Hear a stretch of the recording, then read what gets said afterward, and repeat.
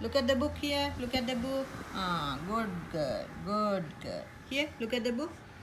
Just then, the wife of Asterix's friend rushed into the room looking terribly upset. Her son, young Hermy, short for Hermogenes, which I can't say, had gone off to school and left his lunch basket behind, while the grown ups were standing around discussing what they should do about catastrophes. I noticed slipped quietly out of the room. I followed him to the kitchen, and just as I got there, saw him disappearing out of the window with Hermie's lunch basket between his teeth.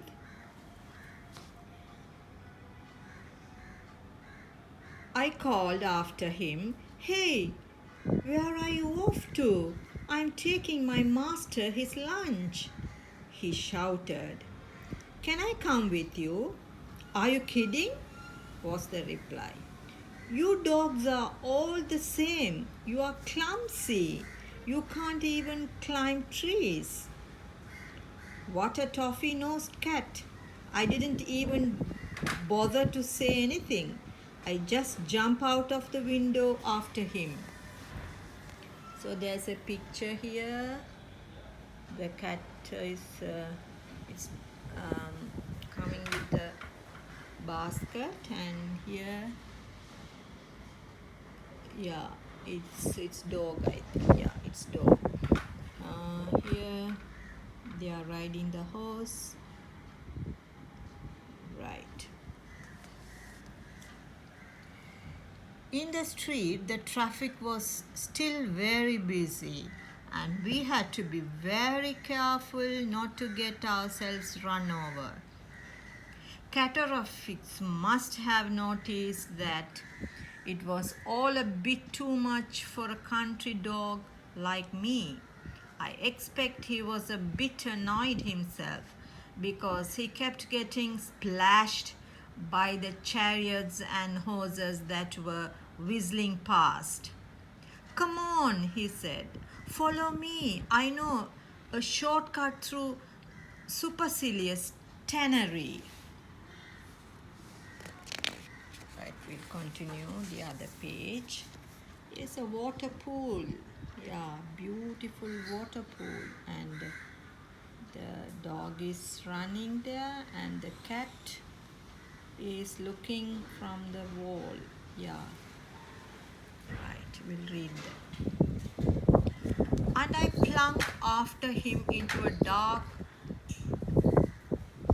alleyway with a wall, luckily not a very high one, across the end.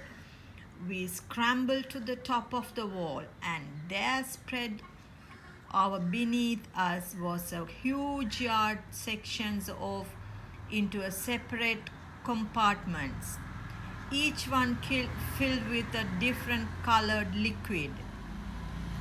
"This is the tannery," Cataraphix whispered and pointed out the workmen who were standing in the vats wearing hardly anything at all and busily dipping lengths of materials into the dye.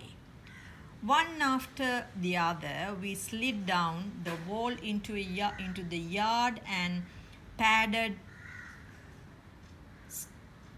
stealthily across.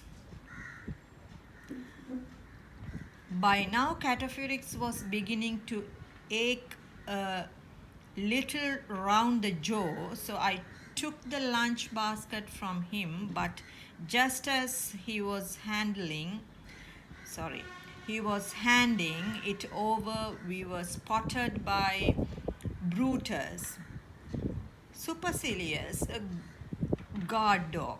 We took to our heels, but with my short little legs, I was rapidly losing ground. "Quick! We can get out of over there," shouted my friend, and leaped gracefully over one of the dye-filled vats. I tried to follow, but you guessed I didn't quite make it.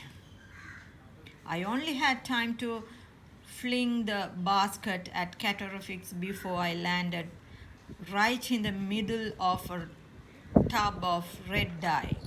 Much as I enjoyed the experience, I could hear the shouts of the workmen who seemed to be getting very angry so quickly I scrambled out, hotly pursued by Brutus. Right, next page. Yeah, it's over. It's going to over now. This is the last page, and the king and the horseman and the dog and the cat is here. Yeah, we'll finish the story.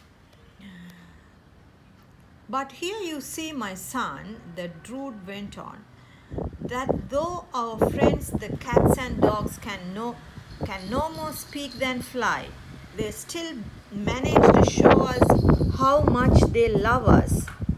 What a very wise man he was, I thought. Then he clapped his hands for the lesson to finish, and we all gave Hermie a hand with his lunch.